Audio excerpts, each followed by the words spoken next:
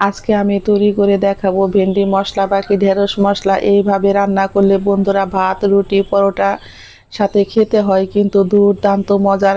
Hello বন্ধুরা, Sulata cooking রেসিপির পক্ষ থেকে সকলকে জানাই স্বাগত। এখানে আমি 500 গ্রাম পরিমাণে ঢেঁড়স বাকি ভেন্ডি নিয়েছি। ঢেঁড়স বাকি ভেন্ডি চেনার সহজ উপায় হচ্ছে কচি ভেন্ডি কিভাবে চিনবেন দেখতেই পারছেন বন্ধুরা। এই চিকন অংশটাকে হাত দিয়ে এভাবে চাপ দিলে কিন্তু ভেঙে যায়, তাহলে বুঝতে পারবেন এগুলো কিন্তু একদম কচি। আমি কচি দেখে কিন্তু 500 গ্রাম ঢেঁড়স নিয়েছি আর এগুলোকে খুব ভালো করে কেটে আমি ধুয়ে নিয়েছি।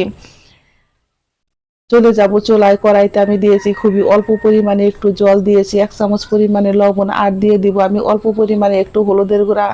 এখন আমি দিয়ে দিব 1 চামচ পরিমাণে চিনি। চিনিটা দিলে কিন্তু ঢেঁড়স বাকি ভেন্ডির রং একদম সবুজ থাকবে। আমার জলটা কিন্তু গরম হয়ে গেছে, এখন আমি দিয়ে দিব কেটে ধুয়ে রাখা ঢেঁড়সগুলো। এই ঢেঁড়সগুলো কিন্তু কাটার আগে বেশ ভালো করে ফ্রেশ করে ধুয়ে নেবেন, কারণ এর মধ্যে কিন্তু অনেক বালু থাকে। আমি কিন্তু এগুলো বেশ ভালো করে ধুয়ে দেখতেই পারছেন এগুলোকে আমি কেটে নিয়েছি। এখন আমি চুলায় দিয়ে কিন্তু খুন্তির সাহায্যে এইভাবে মশলার সঙ্গে বেশ ভালো করে একটু নেড়ে নিব।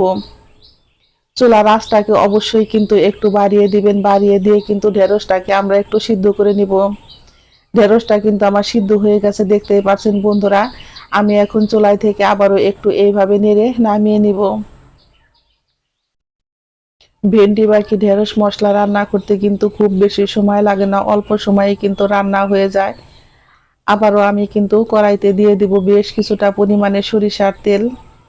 তেলটাকে কিন্তু আমি বেশ ভালো করে একটু গরম করে নিব।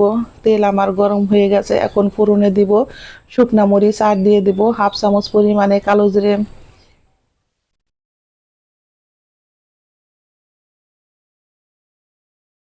ফোড়নটা কিন্তু রেডি হয়ে গেছে, এখন আমি দিয়ে দেব এর মধ্যে বেটে রাখা পেঁয়াজ রসুন।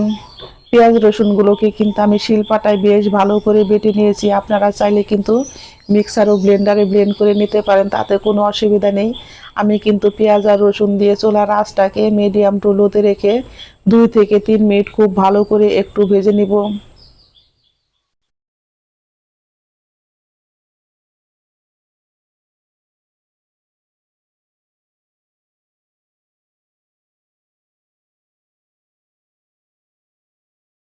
এইভাবে পেঁয়াজ রসুনটা ভেজে নিলে কিন্তু পেঁয়াজ রসুনের কাঁচা গন্ধ থাকে না।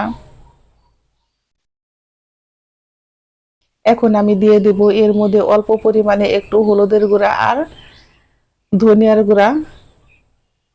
আমি দিয়ে দিব এর মধ্যে 1/2 চামচ পরিমাণে লাল মরিচের গুঁড়া। আমি কিন্তু এগুলোকে জল দিয়ে গুলিয়ে রেখেছিলাম বন্ধুরা।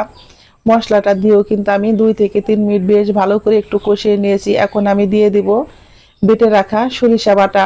আমি 1 চামচ পরিমাণে সরিষা নিয়ে কিন্তু বেশ ভালো করে শিলপাটায় বেটে নিয়েছি, একটা কাঁচামরিচ আর লবণ দিয়ে। অবশ্যই বন্ধুরা, সরিষা যখন বাটবেন তখন কিন্তু সরিষাটাকে ভিজিয়ে রাখবেন। ভিজিয়ে রাখার পরে কিন্তু একটা কাঁচামরিচ আর অল্প পরিমাণে একটু লবণ দিয়ে বেশ মিহি করে পেস্ট করলে কিন্তু সরিষা একটু তিতো লাগে না।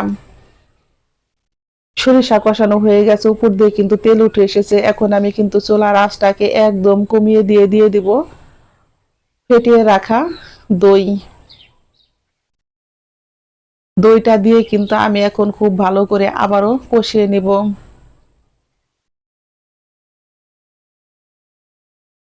আমি কিন্তু দই দিয়ে মশলাটাকে কিন্তু খুব ভালো করে লো আছে বেশ ভালো করে কষিয়ে নিব। আর এইভাবে যত ভালো করে মশলাটা কষানো হয়, ভেন্ডি মশলা বাকি ঢেঁড়স মশলাটা খেতে কিন্তু ততটাই পরিমাণে মজার হয়। আপনারা কিভাবে বুঝবেন মশলাটা ঠিকভাবে কষানো হয়েছে কিনা? যখন দেখবেন মশলা থেকে এরকম তেল উঠে এসেছে তখন আপনারা বুঝতে পারবেন মশলাটা একদম পারফেক্ট ভাবে কষানো হয়ে গেছে। এখন আমি দিয়ে দিব সিদ্ধ করে রাখা ভেন্ডি বাকি ঢেঁড়স। আমি এগুলো দিয়ে কিন্তু আবারও চুলার আঁচটাকে একটু বাড়িয়ে দিয়েছি। এইভাবে আমি কিন্তু 3 থেকে 4 মিনিট একটু বেশ ভালো করে মশলার সঙ্গে কষিয়ে নিব। আজকে কিন্তু এই ঢেঁড়স মশলা তৈরি করেছে আমার ছেলে, আর ওর হাতের রান্না কিন্তু হয় দুর্দান্ত মজার। এখন আমি দিয়ে দিব খুবই অল্প পরিমাণে একটু জল। জলটা দিয়ে কিন্তু আমি আবারও চুলার আঁচটাকে বাড়িয়ে 2 থেকে 3 মিনিট এইভাবে রান্না করে নিব। দেখতেই পারছেন রান্নাটা কতটা পরিমাণে সুন্দর হয়েছে। যদি কখনো এইভাবে রান্না করে না খেয়ে থাকেন বন্ধুরা, অবশ্যই একবার হলেও খেয়ে আমাকে কমেন্ট বক্সে জানাবেন যে কার কেমন লেগেছে। এই পর্যায়ে রান্নার রেসিপি একটুও যদি ভালো লেগে থাকে বন্ধুরা, অবশ্যই একটা লাইক করবেন, কমেন্ট করবেন, এবং যারা আমার নতুন বন্ধু আছেন তারা আমাকে একটা সাবস্ক্রাইব করতে ভুলবেন না। আমার নতুন এবং পুরাতন সকল বন্ধুদের জানাই আমি অসংখ্য ধন্যবাদ। ঝটপট তৈরি হয়ে গেল আমার মশলা ঢেঁড়স। ঢেঁড়সগুলো কিন্তু একদম নরম হয়ে গেছে বন্ধুরা। আমি কিন্তু আর নাড়াচাড়া করব না, চুলার আঁচটাকে বন্ধ করে গ্যাসে থেকে আমি নামিয়ে নিব আর নামিয়ে পরিবেশন করে দেখাচ্ছি বন্ধুরা। দেখতে যেমন সুন্দর হয়েছে, খেতেও হয়েছে কিন্তু সেই স্বাদ। ধন্যবাদ সবাইকে, সকলে ভালো থাকবেন, সুস্থ থাকবেন। আমি আবারও ফিরবো নতুন নতুন কোনো রান্নার রেসিপি নিয়ে।